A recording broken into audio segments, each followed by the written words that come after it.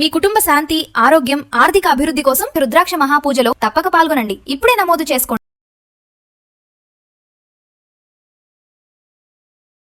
నమస్తే, welcome to Suman TV. నేను మీ కృష్ణవేణి. మంత్రము, యంత్రము, తంత్రం, వాస్తు, జ్యోతిష్యం, రత్నాలు, రుద్రాక్ష అన్నీ కూడా మానవ జీవితంలో గ్రహస్థితుల్ని ఖచ్చితంగా ప్రభావం చూపుతాయి. ఒకప్పుడు దీన్ని మూఢనమ్మకం అని కొట్టేశారు. మనం శంకర్లో పోస్తే గానీ తీర్థం అనం కదా. ఇప్పుడు సైంటిస్టులు విదేశాల్లో, అమెరికా లాంటి దేశాల్లో ప్రయోగాలు జరిగి హైందవ ధర్మము అందులో చెప్తున్న ప్రతి అంశము నిజమే అని ప్రూవ్ అవుతూ వస్తుంది. ఈ సందర్భంలో ప్రత్యేకంగా చెప్పుకోవాల్సింది సాక్షాత్తు శివంశగా మనం భావించే రుద్రాక్ష గురించి. అటువంటి ఒక రుద్రాక్ష ఉంటేనే విపరీతమైన ఎనర్జీ ఉంటుంది. 1,00,000 రుద్రాక్షలకి ఒకేసారి పూజ జరిగితే అసలు దాని విశేషం ఏంటి, దాని వల్ల మానవాళికి కలిగే ప్రయోజనాలు ఏంటి, ఈ అంశాన్ని మనకు వివరించడానికి సాక్షాత్తు ఆ పూజ చేస్తున్నటువంటి నిర్వాహకులు, గౌరవనీయులు, పండితులు, ఆధ్యాత్మికవేత్త బ్రహ్మశ్రీ దత్తాత్రేయ శర్మ గారు, మంత్రశాస్త్ర కోవిదులు. ఆయనే మనతో ఉన్నారు, మాట్లాడదాం. గురువుగారు నమస్కారం. నమస్కారం అమ్మా. 1,00,000 రుద్రాక్ష పూజ, అది కూడా ఇప్పుడున్న కాలంలో నేరుగా రాలేని వాళ్ళు ఆన్లైన్ లో కూడా చూస్తూ పాల్గొనే ఒక గొప్ప అవకాశాన్ని కల్పించారు. ఇప్పుడు అందరూ బాధపడేది ఏంటంటే దృష్టి దోషం, నరఘోష, నరుని దృష్టికి నల్ల రాపరాయన పడిగిపోతుంది అంటారు కదా. దానికి ఈ రుద్రాక్ష పూజ ఎలా సమస్యల్ని పరిష్కరిస్తుంది? అంటే అమ్మా, నరఘోషకి నివారణ అనేది లేదు. ఏదో మనం ప్రజలు వింటున్నారు కదా, చూస్తున్నారు కదా అని మనం లేనిపోనివి చెప్పకూడదు. ఇప్పుడు 1 కోటి రూపాయలు పెట్టి పూజ చేసుకున్నా అక్కడతో నరఘోష నివారణ అవుతుంది. కానీ నాలాంటి వాడు ఎవడైనా సరే ఇగో పలానా వారు 1 కోటి రూపాయలు పెట్టి పూజ చేయించుకున్నాడు అనగానే మళ్ళీ మొదలవుతుంది. దానికి నివారణ అనేది ఉండదు. అయితే ఈ పరమేశ్వరుడి యొక్క స్వరూపమైనటువంటి ఈ 1,00,000 రుద్రాక్షల పూజలో మన గోత్రం పేరు చెప్పి స్వామికి అర్చన చేసినటువంటి ఆ రుద్రాక్ష ధరించి మన మెడలో ఉండడం వల్ల నరఘోష మన మీద ప్రభావం చూపకుండా ఉంటుంది.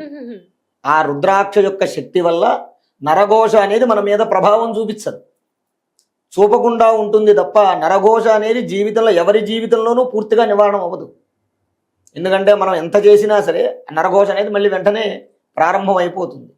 కాబట్టి ఈ రుద్రాక్షని మనం పూజ చేసినటువంటి రుద్రాక్ష ధరించడం వల్ల నరఘోష ప్రభావం మన మీద పడకుండా, ఇప్పుడు ఎండ ఉంది, వాన వస్తుంది, గొడుగు పట్టుకుంటే వాన మన మీద పడకుండా మిగిలిన చోట పడుతుంది.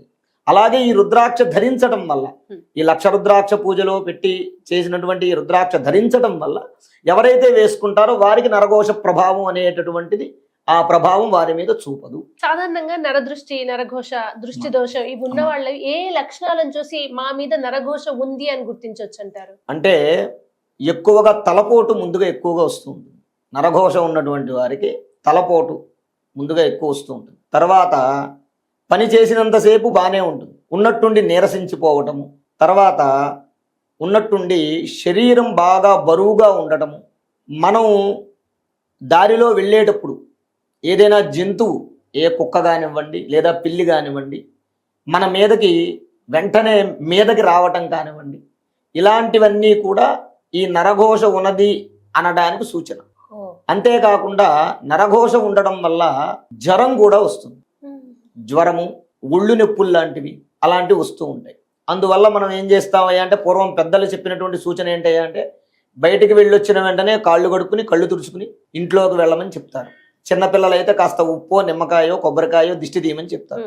అలా చేయడం వల్ల ఏమవుతుందయ్యా అంటే, ఆ నరఘోష అనేటటువంటిది, ఆ నెగిటివ్ ఎనర్జీ, నరఘోష అంటే ఏంటయ్యా అంటే 10 మంది చూపు మన మీద పడడం వల్ల, మా యాక్టివ్గా ఒక వ్యక్తి ఉన్నారనుకోండి, ఆ యాక్టివ్గా ఉన్నటువంటి వ్యక్తి ఎవరైతే ఉంటారో వారి మీద 10 మంది అబ్బా ఇతను బాగున్నాడు, ఇతను మంచిగా చేస్తున్నాడు, శ్రద్ధగా ఉన్నాడు అనేటటువంటి ఆ దృష్టి ఏదైతే ఉందో అదే నరఘోష. అది నెగిటివ్ ఎనర్జీ కింద మన యొక్క శరీరాన్ని పట్టుకుంటుంది అనమాట. ఎప్పుడైతే పాజిటివ్ ఎనర్జీ కలిగినటువంటి సామాలు, ఉప్పు, నిమ్మకాయ, కొబ్బరికాయ, ఇవన్నీ కూడా పాజిటివ్ ఎనర్జీ కలిగినవి, వీటితోటి తిప్పేయటం వల్ల ఏమవుతుందంటే ఆ ఆరా పోతుంది, నెగిటివ్ ఆరా అనేది పోతుంది. అందువల్ల ఈ నరఘోష కలగడానికి ప్రధానమైనటువంటి సూచనలు అవన్నమాట.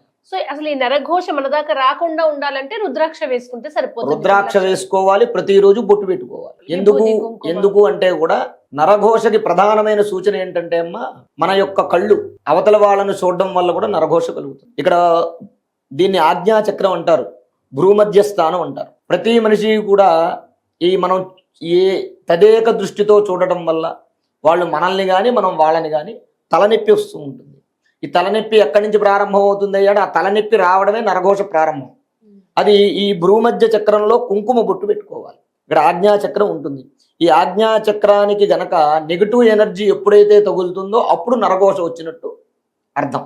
అందువల్ల దీనికి తగలకుండా ఇక్కడ మనం పూర్వం సాంప్రదాయ ప్రకారంగా కుంకుమ బొట్టు పెట్టుకుంటారు. ఇక్కడ ఆ కుంకుమ బొట్టు పెట్టుకోవడం, కుంకుమో సింధూరము వారి వారి యొక్క ఆచారాన్ని బట్టి వారు పెట్టుకుంటారు. అది పెట్టుకోవడం వల్ల అది 150% నరఘోషని నివారణం చేస్తుంది, ఆపుతుంది.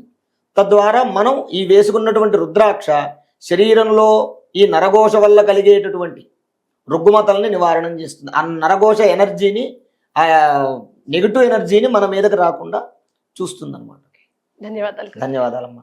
విద్య, ఉద్యోగం, వివాహం, సంతానం, దాంపత్య సమస్యలు, ఆరోగ్య సమస్యలు, ఆర్థిక సమస్యలు, ఏ సమస్యలకైనా నివారణం కలగాలి అంటే 1,00,000 రుద్రాక్ష పూజల్లో పాల్గొనండి.